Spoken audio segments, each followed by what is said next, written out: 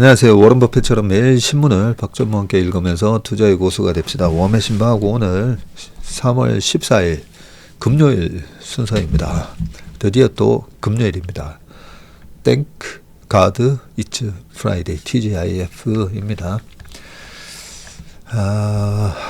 이번 주는 좀 금요일이 되게 기다려지더라고요. 주 초부터. 하도 이제 미국 시장이 왔다 갔다 하면서 밤늦게까지 자료 만들고 또 미국 시장 보고 또 미국 투자하시는 고객분들 걱정 많으실 것 같아가지고 이래저래 뭐 분석하고 하다 보니까 좀 금요일이 빨리 왔으면 싶었는데 드디어 금요일입니다. 제가 화폐전쟁 책에 대해서 언급을 했더니 이제 댓글에서 슝웅빙 저자고 번역, 차혜정 번역 맞냐 이렇게 물어보셔서 맞습니다. 이 책이 나온 게 2008년 7월 28일이라고 되어 있잖아요. 그러니까 리만 사태 터지기 2달 전. 근데 이때 이미 7월만 하더라도 뭐 메릴 린치 그리고 그 전에 뭐 베어 스턴스 망했고 뱅크 오브 아메리카 이때 당시에 또 AIG 그래서 그때 당시에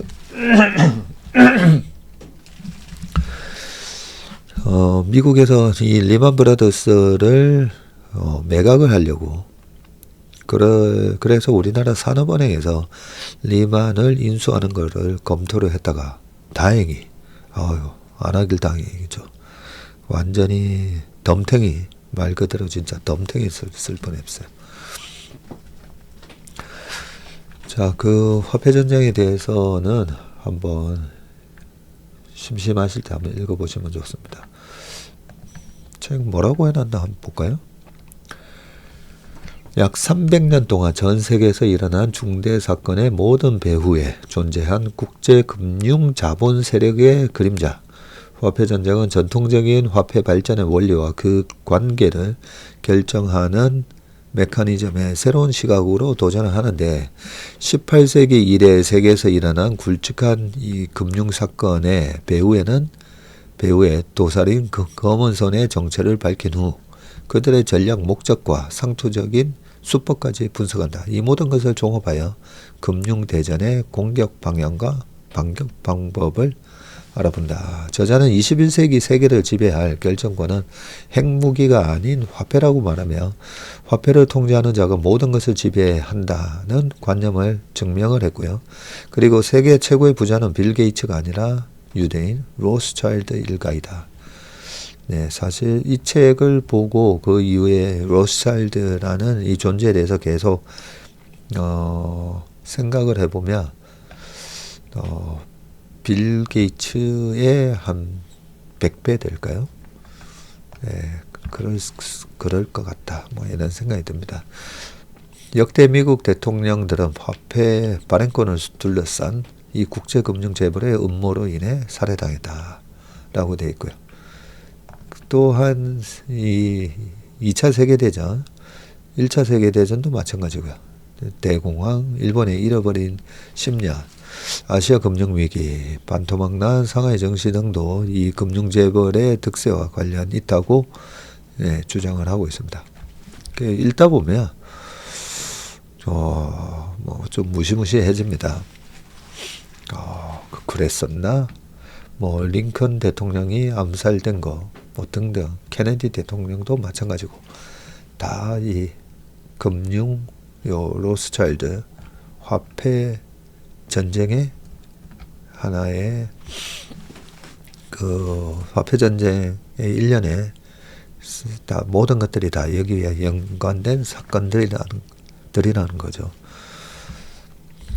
이런 존재가 있다라고 생각하고 그 다음부터 일어나는 일들을 좀 이렇게 퍼즐을 맞춰보고 하면 없다라고 생각하는 것보다는 있다라고 생각을 하고 시장을 해석하면 항상 맞더라고요. 항상 맞습니다. 그래서 한번 안 읽어보셨던 분들은 읽어보시길 바라겠습니다. 자, 그러면 신문 기사로 바로 가보겠습니다. 이 금요일이라서 좀 오늘은 가볍게 빨리 끝낼 수 있도록 한번 해보도록 하겠습니다. 자, 근데 오늘 얘기가 이 빨리 끝낼 이슈가 또 좀 아니에요. 오늘은 이 상법 개정에 대한 부분하고 이게 우리나라 증시에 어떻게 미칠 건지, 또 되게 반대의 목소리도 많이 나오잖아요. 그 반대의 목소리하고 같이 한번 고려를 해보겠습니다. 그 다음에 글로벌 아이 한한령 활용법, 그리고 권불 10년 안 통하는 테슬라 배터리의 야망, 또 이 부분 기사도 있고요. 그리고 K스틸의 힘, 또 하나는 K조선 실력 이 정도였어, 미 함정 6개월 새 정비 끝, 이런 기사도 있기 때문에 투자하는 데 있어서 굉장히 중요한 기사들이 오늘 많습니다. 자, 첫 번째 상법 개정부터 한번 보겠습니다. 거야 상법 족쇄 강행이라고 되어 있고요. 이사의 충실 의무를 주주까지 확대하는 내용을 담은 상법 개정안이 국회 본회의를 통과했습니다. 더불어민주당이 당론으로 상법 개정을 추진한 지 4개월 만이고요. 재계에서는 트럼프발 글로벌 불확실성이 커지는 상황에서 경영 활동에 더 큰 족쇄가 채워졌다고 호소하고 있고요. 특히 중소 중견 기업일수록 투기 자본의 먹잇감이 될 수 있다고 우려합니다.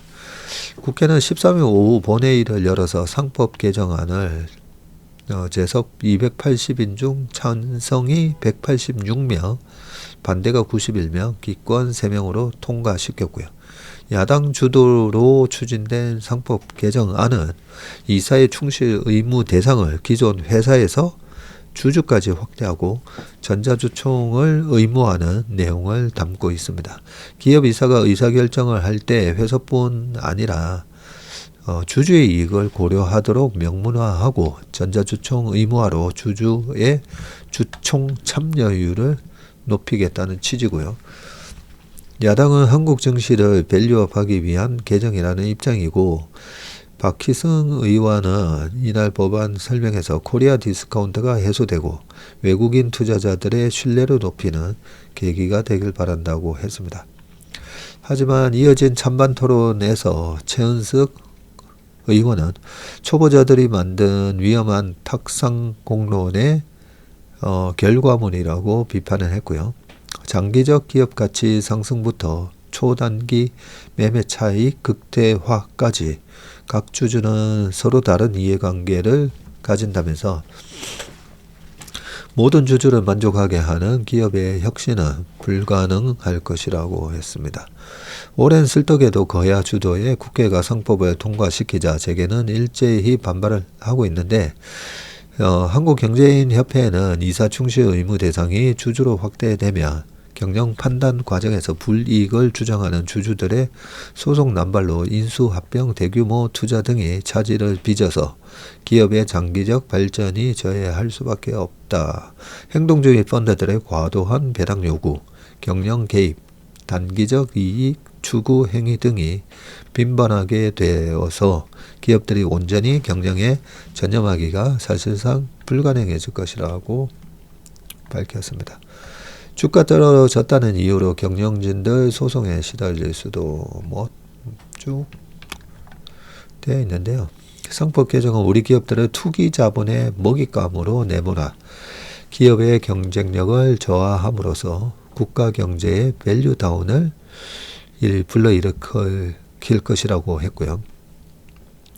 법안의 완성도가 떨어진다는 지적도 나오는데, 최준선 성균관대 법학전문대학원 명예교수는 법안 내용을 보면 주주, 총주주, 전체주주 등 주주를 표현하는 용어가 혼재되어 있다면서, 이렇다 보니 주주가 정확히 누구를 지칭하는지, 회사와 주주 간의 의견이 엇갈릴 때 이사는 누구를 따라야 하는지, 책임의 범위가 어디까지인지 등 불명확하다고 지적을 했고요.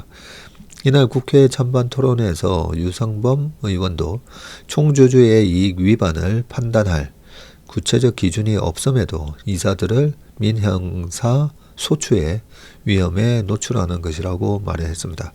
결국 귀에 걸면 귀걸이, 코에 걸면 코걸이식이 될 수 있다는 우려가 나오고 대한상공회의소는 이날 제조업이 주력인 우리 기업의 경우 중장기적인 설비 투자를 위한 정상적인 의사결정까지 소송의 대상이 될 가능성이 높다고 했고요. 익명을 원한 재계 관계자도 쉽게 말해 주가가 떨어졌다는 이유만으로도 주주들이 소송을 제기할 수 있는 환경이 마련된 것이라고 꼬집었습니다. 무엇보다 중소 중견기업들의 큰 위협이 될 수가 있고요. 대기업보다 지분 구조가 취약한 기업이 많은 만큼 소액주주들이 각자의 득실에 따라 경영에 개입할 수 있는 여지가 커지기 때문인데 소송에 따른 부담도 크다. 법무 첨단 조직과 인력이 부족한 중소기업은 글로벌 기관, 투자자들과 펀드의 경영 간섭에 무방비로 노출될 위험이 크다. 이거는 중소기업 중앙에서 이런 얘기를 하셨나 보네요.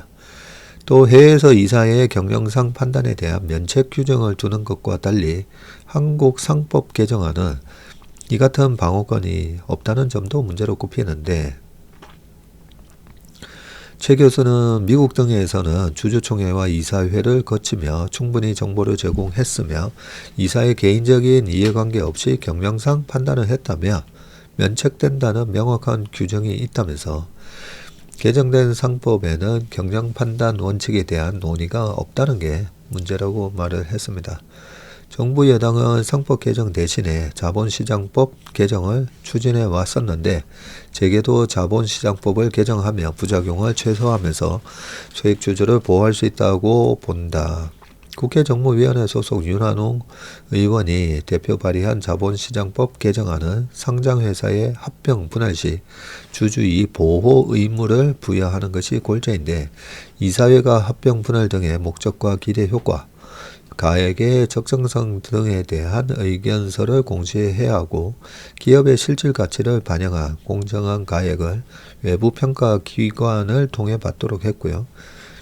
한국경영자총협회는 상법 개정이 아닌 자본시장법을 통해 보다 합리적이고 실효적인 대안을 마련해야 한다고 했습니다. 재계는 최상목 권한대행에게 제2요구권, 다시 이렇게 의사를 고려해봐라. 제2요구권, 거부권 행사를 공식 요청했고요. 여당도 최대행에게 제2요구권 행사를 건의하겠다는 입장이고 권영세 비상대책위원장은 이날 본회의 표결에 앞서서 민주당이 상법 개정안을 통과시킨다면 국민의힘은 즉각 제2요구권을 건의해서 우리 기업들을 지킬 것이라고 얘기했습니다. 네. 자, 요 다음 후속 기사가 이복현 금감원장 있잖아요.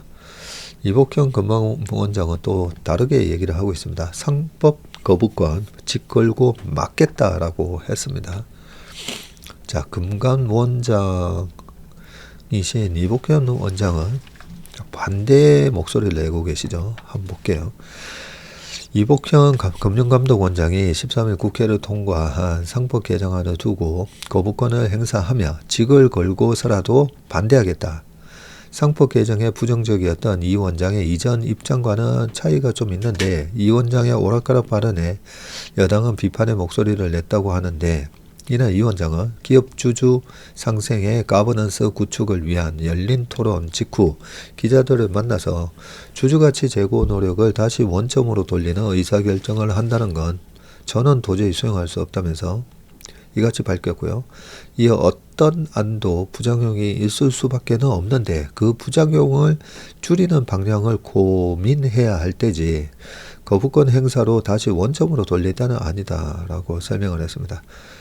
지난해 이 원장은 주주가치를 높이기 위해서 배임죄 폐지를 전제로 한 상법 개정이 필요하다는 의견을 냈지만 정부 내에서 상법보다는 자본시장법 개정이 적합하다고 입장이 정리되자 이 원장도 상법 개정은 적용 대상이 광범위해서 부작용을 고려해야 한다는 면서 말을 바꿨는데 하지만 상법 개정안이 국회 문턱을 넘자 원점으로 돌리면 안 된다면서 이번에 거부권 행사를 반대하고 나섰다라고 되어 있습니다.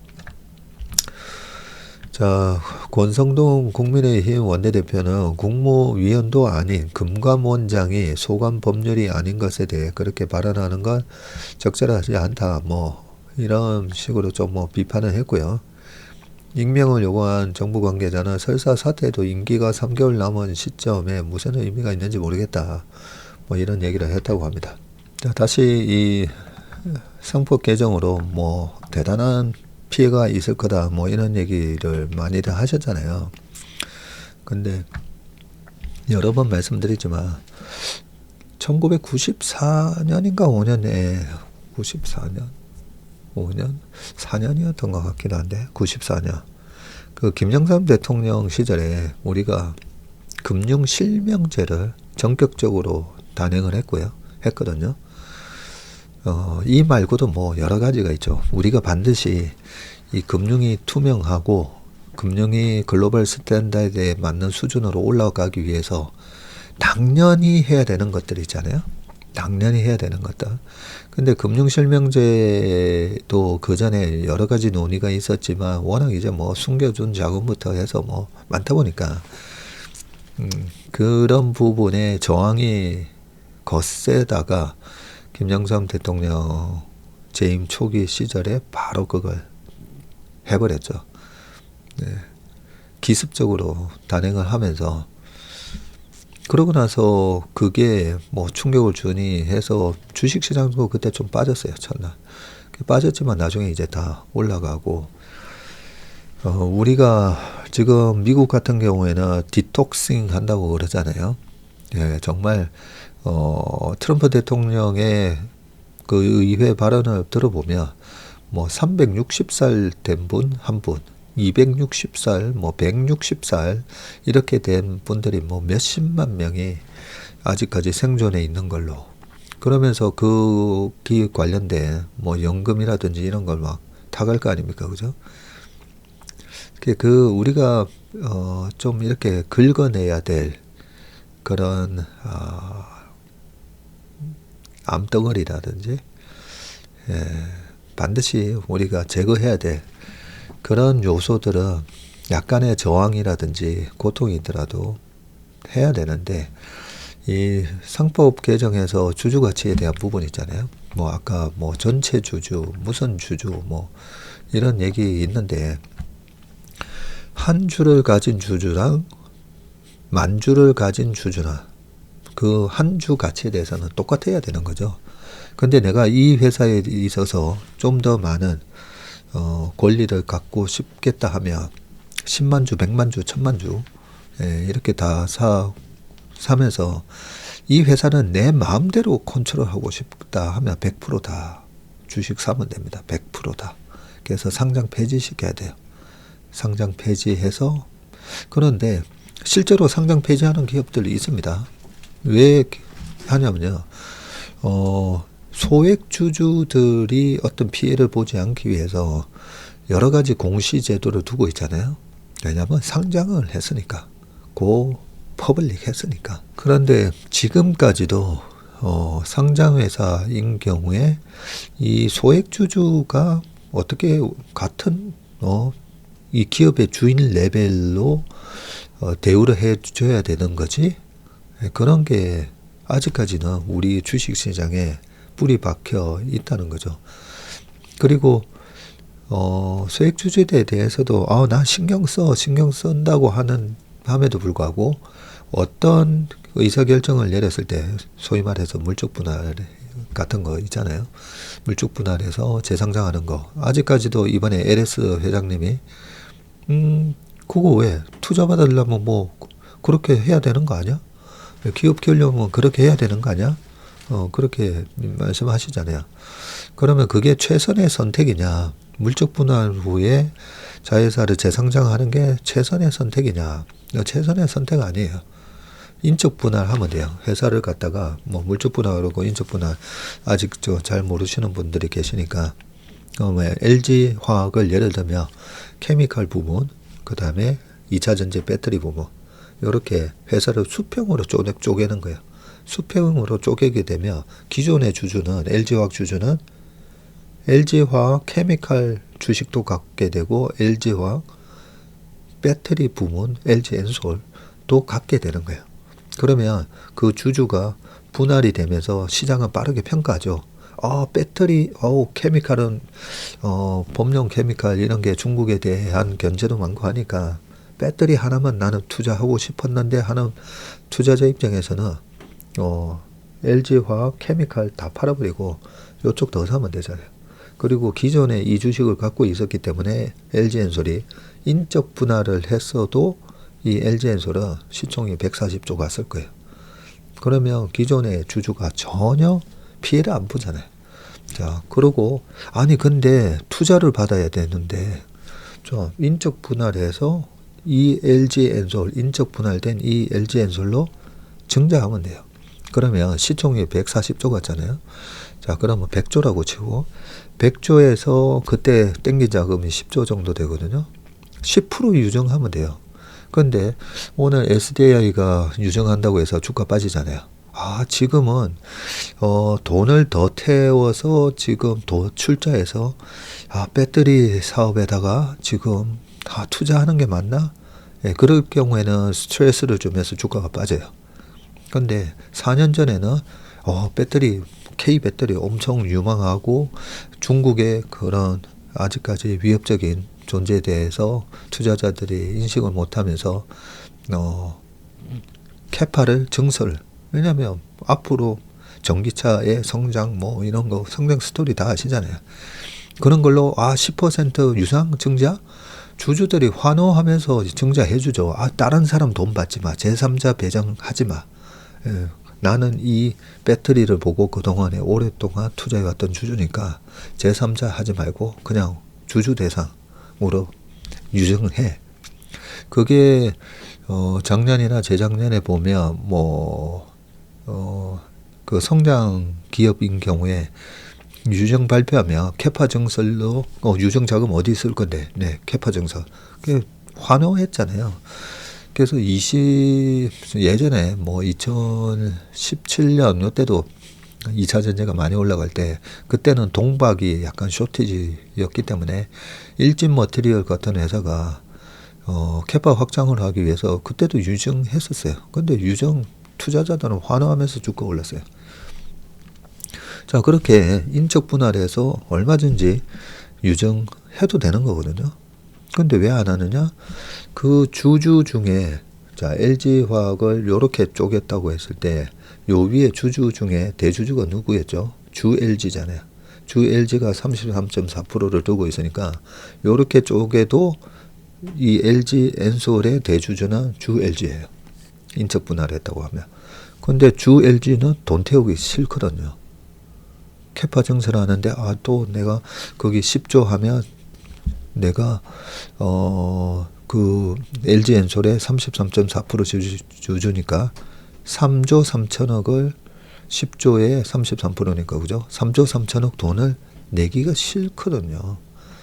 그런 거 안 하려고 물적 분할해가지고 공모자금 해서 기존의 주주들은 닭 줬던 게 돼버리고 막 그런 식으로 돼도 내 돈 태우기 싫으니까 그 대신 밑으로 손자에서도 주렁주렁 달아가지고 그걸로 3대 4대 5대 그렇게 하면서 소액 주주들의 가치가 완전히 강탈당하는 거거든. 강탈. 그런 걸 만약에 몰랐다면 이번 너무 모르는 것 같으니까 상법 개정을 하는 거예요. 모르는 것 같으니까. 알고 그러는지 모르고 그러는 거지. 그동안에 거의 한 5년 내내 주주 가치를 강탈하는 거는 편의점에서 몇 천 원짜리 몇만 원짜리 생계형 그 도둑질 한 사람도 처벌을 받잖아요. 그건 처벌 받아야 될 정도로 주주 가치를 강탈하는 나쁜 짓이에요. 도둑질이라고요. 그런 걸 그동안에 그렇게 얘기가 됐는데 그걸 인지하지 못하고 있다. 그러니까 상법 개정해야 되죠. 그래서 제가 계속 얘기해왔던 거 아닙니까? 모르면 모르면 안 지키면 우리가 그 신호등 이런 거 있잖아요. 안 지키면 신호등 하고 그걸 안 지키면 벌금 매기고 그죠? 질서를 안 지키면. 네, 그래서 법으로 이렇게 명문화한 겁니다. 그게 진작에 지켰으면 이렇게 안 하죠. 그런데 법으로라도 명문화해야 됐고, 자 그러면 주주 가치를 이제 고려해야 된다. 이것 때문에 뭐 소송이 남발한다. 이것도 너무 과장된 얘기예요. 너무. 그러면 미국 같은 경우에 지금 글로벌한 미국 같은 기업이 탄생하겠습니까? 미국은 너무나 이 소액주주 가치에 대한 부분을 저해하는 그런 일이 발생하면 소송 발생해요. 그래서 전체 주주, 소액주주 다 생각을 해서 의사결정을 하는 겁니다. 그런데 어떤 게 과장됐냐면, 자, 뭐 미국 시장에 투자를 해야 되고 중국에다가 공장을 증설해야 되고 뭐 이런 것들이 판단이 잘못될 수 있잖아요. 그 지나고 났을 때 네가 경영 판단 잘못했네 이런 걸로 소송 나는 건 아니에요. 그런 걸로는 소송을 한다고 하더라도 투자 시점에서 그걸 알기는 힘들었다. 그렇게 판결이 나올 겁니다. 그래서 너무 과장을 해서 기존의 그 소액주주 가치를 강탈을 해서 그게 다 모든 기업은 그렇다는 건 아닙니다. 일부 기업들이 그런 소액주주의 가치를 강탈하는 그런 일을 하니까 우리가 질서를 지킵시다 해도 안 지키는 사람들이 있잖아요. 안 지키는 사람들. 그런 사람들 위해서 법이 있는 거잖아요. 우리 뭐 그 남을 크게 상해를 입히게 되면 징역 2년, 5년 뭐 그런 거 법 있잖아요.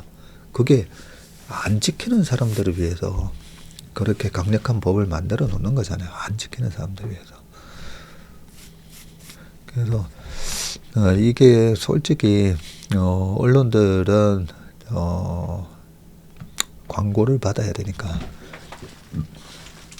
사설도 그렇고 나는 이거 반대했습니다. 네, 우리는 분명히 우리 신문사나 우리는 반대했습니다. 네, 그거는 이해는 하는데요. 혹시라도 이 방송을 보시는 재계에 계신 분이라든지 기업가 분들이시라든지 이 상법 개정이 기업 가치를 훼손하고 경영의 발목을 잡게 되고 뭐라고 되죠? 뭐 족쇄? 네, 아닙니다. 네. 그동안에 건전하게 기업을 경영하셨던 분들 아무 영향 없습니다. 네. 이거는 살인하면 안 되고 강도짓하면 안 되고 네. 그런 법을 만들어 놨다고 생각하시면 됩니다. 자, 이렇게 얘기를 하면 또 어떤 분은 막 좀 보니까 정치 색깔이 좀 저쪽이네 뭐 또 이러신 분들도 있을 수가 있어요. 이복현 원장은 어느 당이에요? 또 이쪽 저쪽 따져보면 저번에 당론하고 지금 반대의 말씀을 하시는 거잖아요. 저는 그래서 금감 원장이시잖아요. 이 금융이 그동안에 우리가 금융이 낙후된 부분에 대해서 저는 검사 출신이신데 그동안에 어떻게 금융에 대해서 우리 금융의 문제점이 뭔지를 참 아주 중요한 역할을 이번에 해주신다고 생각합니다. 금감원장이시기 때문에 저는 이런 목소리를 그래도 내주셨으면 했는데 네, 당 여부랑 상관없이 이렇게 소신 발언을 해주셔가지고 제 입장에서는 너무 감사합니다. 우리의 금융이 선진화되고 우리가 금융 강국이 되기 위해서는 반드시 이 주주가치 훼손되는 부분이 이루어져야 되고 그러려면 이번에 상법 개정이 돼야 되는 거기 때문에 하여튼 이 부분이 이번에 바로 잡아져야 됩니다. 그리고 거부권 행사 없이 만약에 이제 제대로 이 개정안이 시행된다라고 하면 자 제2의 고려아연 같은 기업이 제2, 제3, 제4, 제5 막 나올 겁니다. 막 나오면서 주가가 쭉 올라갈 거잖아요. 주가가 올라가면서 해외 자본들이 우리 기업을 공략하기에는 지금은 너무 싸잖아요. 근데 지금 너무 싼 이유가 뭐죠? 소액주주 가치를 훼손하는 것 때문에 저평가되어 있는 거예요. 저 기업은 아무리 성장성이 좋고 해도 투자해도 결국은 나중에 뒤통수 치는 행위 때문에 내가 투자를 제대로 보고 투자했다고 해도 내가 생각한 그런 자본 차익이라든지 배당 수익을 못 얻을 거야. 그것 때문에 투자를 안 하면서 저평가되어 있는 거잖아요. 그 부분들이 해소가 되면서 우리나라 기업의 시가총액이 올라가면서 글로벌한 경쟁력이 생길 거예요. 근데 시가총액이 올라가면 우리 글로벌하게 너무 높은 이 증여 상속세 때문에 그 대주주들이 그게 싫은 거잖아요. 그래서 제가 상속 증여세를 PBR 1배 넘는 기업에 대해서는 30%로 그러면 낮춰주자라고 얘기하는 거죠. 자, 그래서 상법 개정이 저는 강행이 돼야 되고 거부권 행사하시면 안 되고요. 이게 모두가 다 윈윈 하는 전략이라는 걸 다시 한번 말씀드립니다. 제로섬이 아니에요. 이렇게 되면 소액주주한테 뭐 하고 그동안 너무 이 소액주주의 가치가 저평가되고 대주주들은 회사 팔 때 거기다가 2배의 프리미엄 얻고 파는 거잖아요. 그것도 미국에서는 안 그러잖아요. 네, 대주주든 기업 소액주주 한 주든 다 똑같은 가격에 사주잖아요. 당연히 그래야 되는 건데 그 정도로 대주주가 되면 뭔가 이 회사의 기업 가치를 소액주주보다는 훨씬 많이 가져갈 수가 있기 때문에 그 2배나 프리미엄 주고 사는 거 아닙니까? 그죠? 네, 그런 것들이 없어져야 됩니다. 저는 금융실명제만큼이나 이번이 중요한 변화라고 저는 생각합니다. 그 다음에는 요 기사를 읽어보겠습니다. 글로벌 아이 한알령 활용법. 지난해 9월 추석 연휴였다. 지나던 산린툰 공인체육관에서 대형 콘서트가 열리고 있었고 6년 만에 베이징에서 열린 미국 팝스타 모라이어 캐리 콘서트였다고 합니다. 그렇다면 한미령이 해제됐다는 미국 언론 보도는 보지 못했다. 그러게요. 저도 한미령은 처음 듣는데 반년이 흘렀다.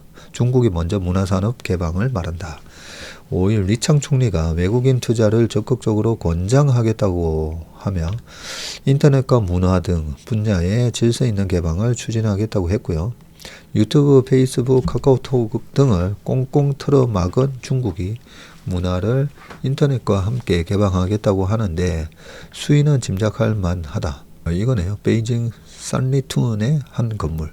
누구죠? K-팝 아이돌 가수 베이비몬스터 광고였군요. 자, 한국은 반응이 달랐는데 지난달 관련 주가가 먼저 반응을 했고 언론은 한알령 해제를 말한다. 지난 7일 봉준호 감독의 신작 미키 17이 개봉되자 같은 보도가 이어지고 2016년쯤 한알령 시작과 한국의 단체 관광을 금지한 뒤 찔끔찔끔 푸는 살라미 행태에 시의 인양 매달린 쪽은 한국이었다. 그 사이 한국의 문화산업은 체급이 달라졌고 중국을 대체할 세계시장을 개척한 K-팝은 BTS, 블랙핑크 등을 월드클래스로 키워냈다.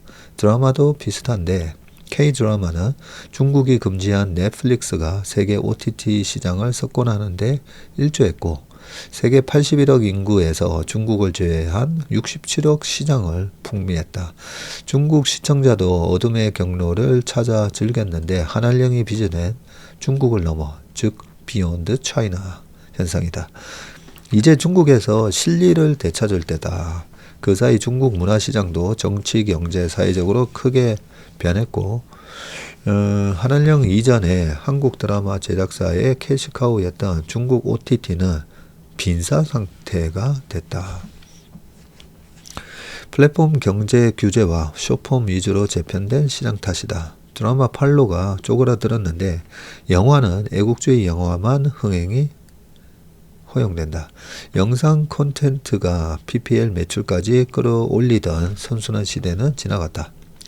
자, 해법은 없을까? 지난달 21일자 한 홍콩 신문의 한알령 사설에 힌트가 보이는데, 한알령이 완화되며 한동안 홍콩이 독점해온 콘서트 경제가 이벌 타격을 우려했고, 독점 시장은 발전을 막을 뿐이라며 본토와 경쟁해야 업계가 발전할 수 있다고 했다. 이제 K-팝은 중국에서 콘서트 경제를 일으키고 8년 넘게 축적한 K-드라마는 스마트폰에 밀려서 빈사 상태인 2000여 중국 지방 방송국의 시청률 회복을 도울 수 있는데, 중국은 올해 문화를 내수의 핵심 엔진으로 꼽았고요.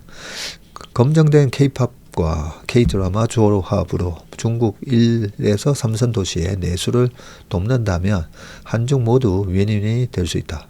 중국이 화답할 때다 라고 되어 있습니다. 이 한알령에 대해서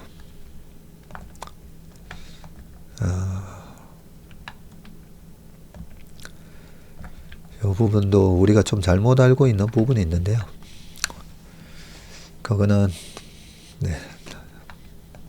때가 되면 말씀드리도록 하겠습니다. 자, 그 다음 기사를 보겠습니다. 어쨌든 이번에 중국이 이 문화를 내수 부양의 핵심 컨셉으로 잡고 있다고 하잖아요. 그죠? 네. 중국이 시진핑 3기가 시작됐죠.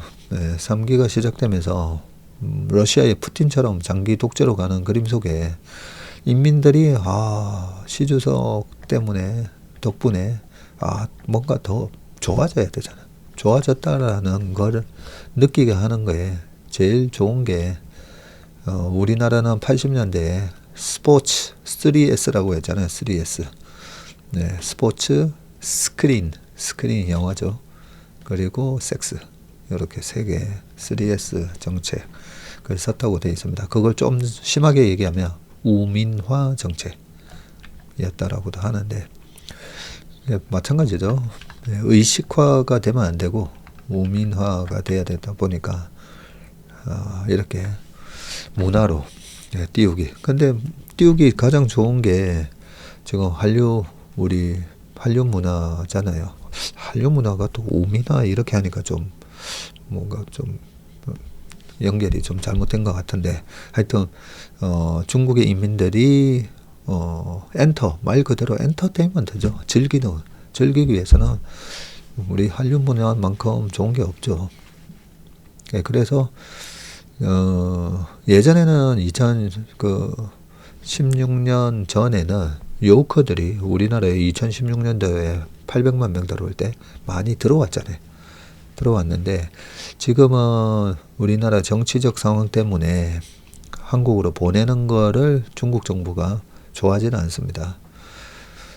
그걸 좋아하지는 않고요. 중국 정부가 제일 걱정하는 거, 독재 국가가 제일 싫어하는 게 뭐죠? 집회, 시위, 데모 이런 거잖아요. 독재 국가가 제일 싫어하는 거.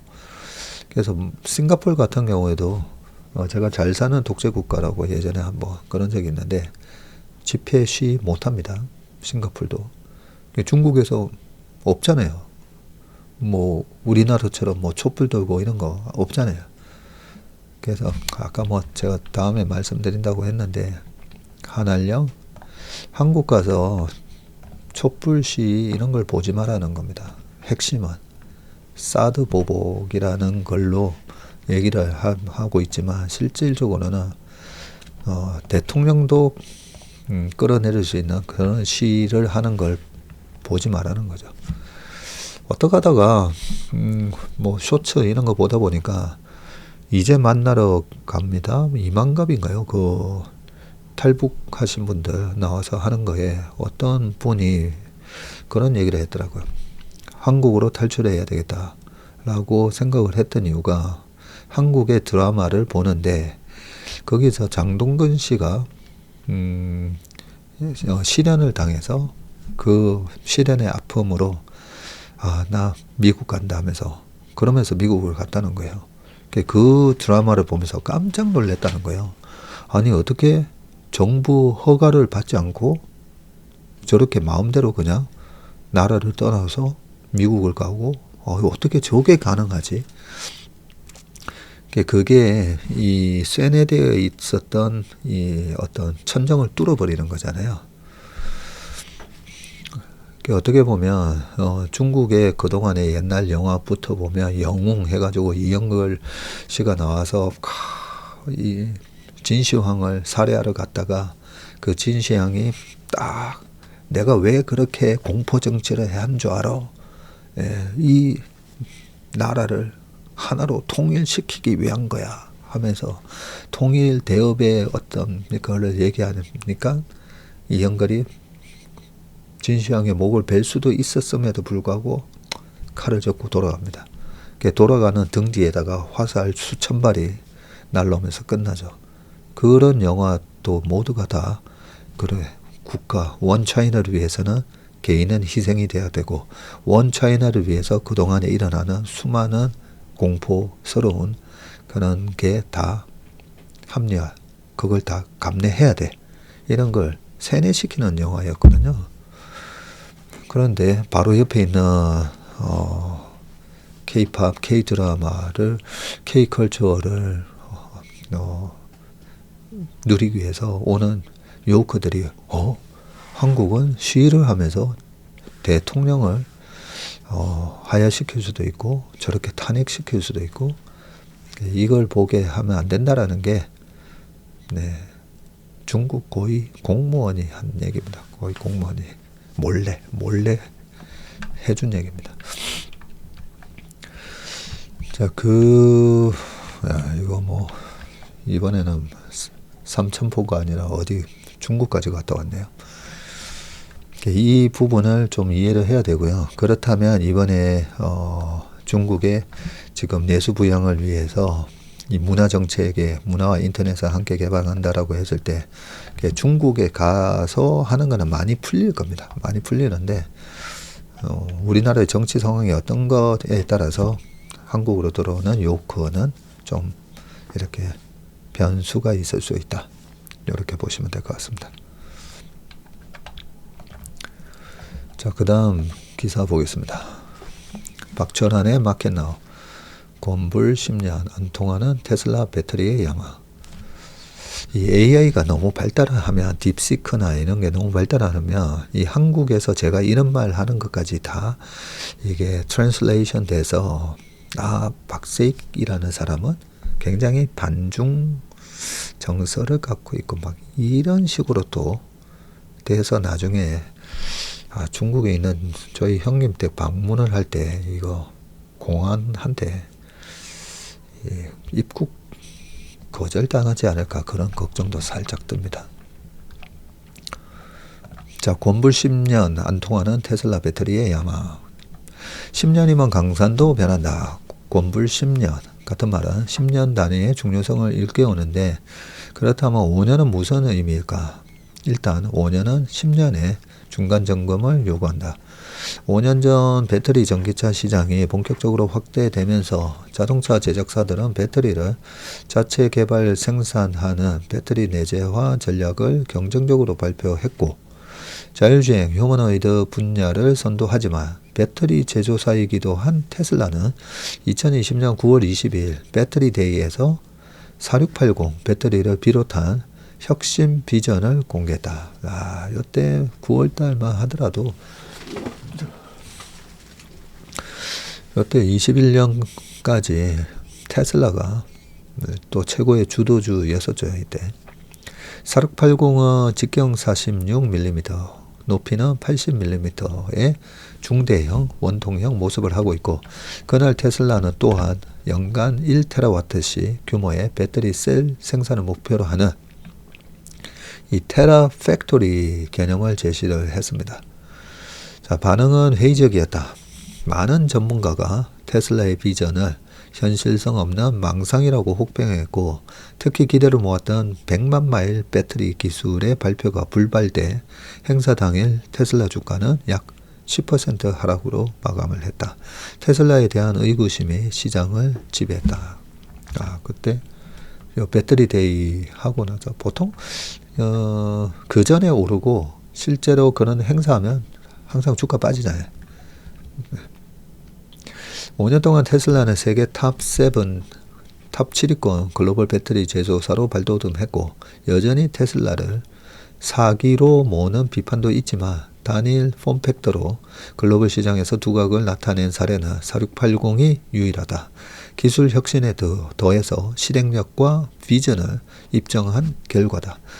테슬라는 4680 양산에 성공하며 배터리 산업의 경쟁 구도를 바꿨고 에너지 밀도를 높이고 제조 비용을 낮춰서 전기차의 대중화를 앞당기는 데 기여했는데 테슬라 따라하기에 나선 경쟁사들은 외부 공급망 의존에서 벗어나 배터리 자체 생산 역량을 강화했고 이는 전기차 시장의 성장과 맞물려서 배터리 산업의 구조적 변화를 가속화했다. 앞으로 5년은 어떻게 될까? 전기차 시장은 2030년까지 연평균 20% 이상 성장할 것으로 전망이 되고 테슬라의 기술 혁신은 이 흐름을 선도하는 핵심 동력이다. 경쟁 우위 요소로는 독자적인 폼팩터 설계, 내재화된 공급망, 그리고 지속적인 R&D 투자가 꼽히고 4680 폼팩터는 전기차뿐 아니라 메가팩 같은 대규모 에너지 저장 시스템에도 활용될 가능성이 크다. 테슬라는 세계 배터리 제조사 탑3에 드는 목표를 달성할 가능성도 있다. 배터리 데이 이후 5년은 회의론과 싸워 이긴 승리의 역사였다. 남은 5년은 이 성과를 바탕으로 배터리 산업의 패권을 쥐느냐 아니면 새로운 위기에 직면하느냐를 결정짓는 시기가 될 것이다. 물론 기술적 난제가 쌓여 있지만 지금까지 보여준 추진력을 고려하며 테라팩토리의 꿈은 결코 멀지 않다. 전기차를 넘어 에너지 혁명의 중심에 서려는 테슬라의 야심찬 행보가 주목된다. 네, 이 기사 읽으면서 제가 약간 머릿속으로 그런 생각이 드네요. 이 배터리 데이가 아까 언제였다고요? 2020년 9월이라고 했었죠. 9월 20일. 자, 그러고 나서 테슬라가 2022년도에는 페드의 고금리 때문에 대부분의 주가가 다 박살났었잖아요. 테라, 메타, 넷플릭스, 엔비디아 다 70%씩 빠졌으니까 그때 빠진 거를 제외하고 그 전에 21년도까지 주가가 상당히 강했다가 박살났다가 22년 박살났다가 23년에 또 쭉 올라왔었죠. 그리고 이번에 488불까지 갔다가 지금 이제 빠졌는데 결국은 뭐라고 말씀하셨죠? 여기서 배터리 데이에서 이런 걸 보였을 때 회의적이고 하고 나서 의구심 이런 걸로 10% 빠지고 그랬지만 결국은 주가 다 올라왔었잖아요. 그죠? 그러면 최근에는 뭘 했었죠? 최근에는 로봇, 휴머노이드 막 이런 거를 보여줬었잖아요. 그러면 지금도 똑같아요. 5년 전에 저도 이 배터리 부분에 대해서는 그렇게 생각했거든요. 아니 우리는 LG화학 시절부터 삼성 SDI, 그 전에 ESS, 그 다음에 핸드폰에 들어가는 배터리 우리가 다 1등이었잖아요. 일본이 1980년대 배터리 왕국이었고 그 다음에 우리가 2000년대 하면서 핸드폰, 노트북 다 삼성, LG가 장악하면서 우리가 이 캡티브 마켓을 쥐고 있다 보니까 핸드폰에 배터리에 1등이 된 거거든요.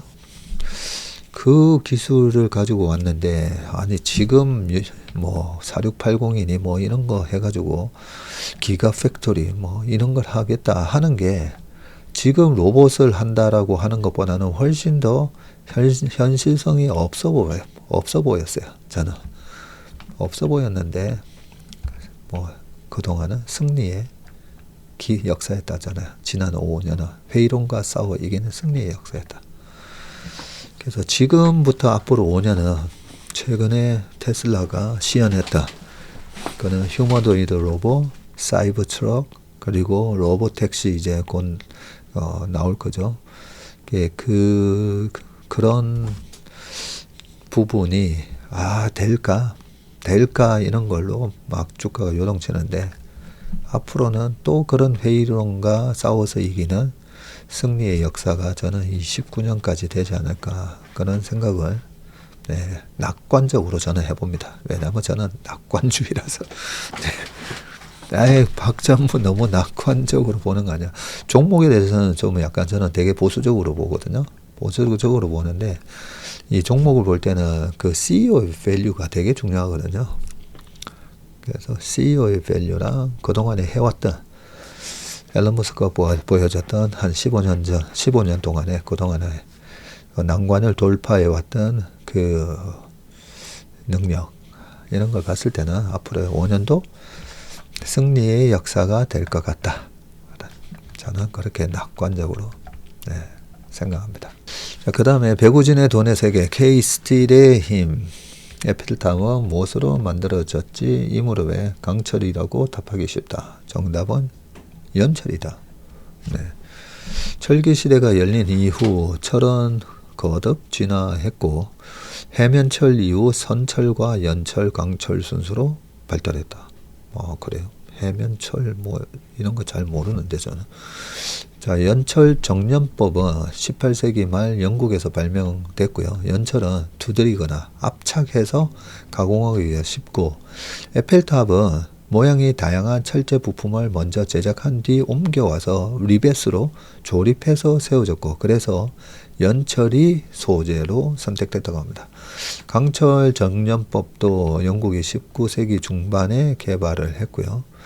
20세기 초에 등장한 스테인리스 강도 영국제라고 합니다. 한국은 제철소 보유를 기준으로 할 때 철기 시대에 뒤늦게 합류했는데도 2013년에 독보적인 철강을 새로 만들어냈는데요. 영하 163도까지 내려가도 파손되지 않는 극저온용 망간강이라고 합니다. 포스코가 이순기 수석연구원을 중심으로 망간이 22.5에서 25.5% 포함된 이 소재를 개발해냈는데, 강철은 극저온 상태에서 쉽게 깨지군요. 강철이 극저온 상황에서는 철이 깨지네요. 포스코가 고망간강을 내놓기 전에는 극저온용 선택지는 9% 니켈강 하나였는데, 고망간강은 9% 니켈강보다 약 30% 저렴하고, 망간은 니켈에 비해서 매장량이 풍부합니다. 고망간강은 LNG 탱크와 초대형 변압기 등에 쓰이는데, 천연가스를 대량 저장 수송하려면 극저온으로 액화 상태를 유지해야 하고, 한화오션 등 조선사가 LNG 운반선과 LNG 연료 추진 컨테이너선에 고망간강을 사용하는 이유인데, 포스코는 광양 제2 LNG 터미널 저장 탱크를 5호기부터 고망간강으로 짓고 있고, 트럼프 2기 미국 정부가 10일부터 철강 관세 25%를 예외 없이 적용하기로 했지만, 경쟁력 있는 한국 고망간강 등 품목은 타격을 덜 받을 것으로 전망이 된다. 이 소재는 의미를 부여해서 이름을 짓고 불러줄 가치가 있다. 고망간강 대신에 K스틸은 어떨까? 개발한 엔지니어 이순기 수석연구원의 기도 담아서, 기자가 K스틸, 키스틸 해도 되겠네요. 이순기 연구원이 했으니까. 자, 마지막 기사입니다. 아니 어떻게 오늘은 댓글 안 읽고 시작했는데도 또 55분이 됐네요. K조선 실력 이 정도였어? 미 함정 6개월 새 정비권, 미 해군 다음에 또 붙어. 한 모임에 나갔더니 저거 미 해군 저거 정비하는 거 마진도 못 남기고 하는 거 아니야? 이런 또 얘기를 하는 친구가 있었는데, 저도 잘 모르니까 이런 기사를 통해서 확인해 봐야죠. 한화오션이 국내 조선사 중 처음으로 미국 해군 함정 MRO 사업을 완료했습니다. 유지보수 정비. 자, 미국이 해군력 강화를 위해서 노후 군함 정비에 속도를 내는 상황에서 국내 조선업체의 추가 수주에 대한 기대감이 커졌는데, 한화오션은 13일 미 해군 군수 지원함 이 월리 쉬라호가 정비를 마치고 이날 경남 거제 조선소에서 출항했다고 밝혔는데 지난해 9월 2일 입항한 지 193일, 약 6개월 만인데 월리 쉬라호는 화물, 탄약, 연료 등을 전투함에 공급하는 비전투함으로 배수량 약 4만 톤급이고 전장 전폭이 각각 210m, 32.3m에 달하는 대형 함정이다. 그냥 이렇게 봤을 때는 작은 군함인 줄 알았는데 엄청 큰 군함이군요. 210m라고 합니다. 하나오션은 이번 창정비에서 선체 등 외관을 정비했고 프레임 등 내부 구조물을 분해해서 정비한 뒤 재조립했고요. 당초 약 3개월이 소요될 것으로 예상했지만 정비 도중 선체 내 손상 부위를 발견해서 올해 초 미 해군에 알렸고 추가 계약으로 정비를 상개월 연장을 했다고 합니다. 미 해군 측에서 일본 조선업체는 이렇게 안 하는데 한국은 다르다며 놀라워했다고 했고요. 업계에서는 하나오션이 기존 계약 약 200억의 추가 정비 계약 300억까지 해서 총 500억 이상을 벌었을 것으로 추산된다고 합니다. 패트릭 무어 미 해군 해상수송사령부 한국 파견 대장은 이날 출항식에서 향후에도 협력 관계를 강화할 많은 기회가 있을 것이라고 했고요. 김기원 대경대 군사학과 교수는 함정 정비 중에 작전에 바로 투입할 수 있는 한국의 지정학적 위치도 수주 가능성을 높일 것이라고 설명했습니다. 하나오션은 올해 5건에서 6건, HD 현대는 2에서 3건의 MRO 사업 수주를 목표로 한다고 되어 있습니다. 이 MRO 사업의 마진율이 어떻게 되는지는 뭐 나중에 봐야 되겠지만 이 조선도 시클리컬이다 보니까 또 잘 될 때는 확 했다가 안 될 때는 또 일감 떨어지고 수주 안 나오고 하면 또 사람 막 잘라야 되잖아요. 그래서 어떻게 보면 이 MRO 사업 자체가 지금 MRO 플러스 미국 군함 새로 노후화된 거 다시 다 새로 지어야 되고 이 엄청난 비즈니스가 어떻게 보면 이 사이클이 없나 그렇게 안정적인 캐시카우가 될 수가 있잖아요. 안정적인 캐시카우. 그게 어떻게 보면 워런 버핏이 제일 좋아하는 거거든요. 워런 버핏이 막 고성장주 막 쫓아다니면서 사지는 않으시잖아요. 이익 예측이 가능한 기업. 3년이 지나도 5년이 지나도 이런 매출과 이런 이익이 나오겠구나. 예. 그렇게 따져보면 마진율이 어느 정도인지는 모르겠지만 어느 정도 이 고정비 커버를 여기서만 해주면 상당히 우리나라 조선업의 멀티플이 올라갈 수 있는 저는 그런 요인이다 라고 생각합니다. 그렇게 저는 좀 낙관적으로 보고 있습니다. 오늘 웜의 신박은 여기까지 하겠습니다.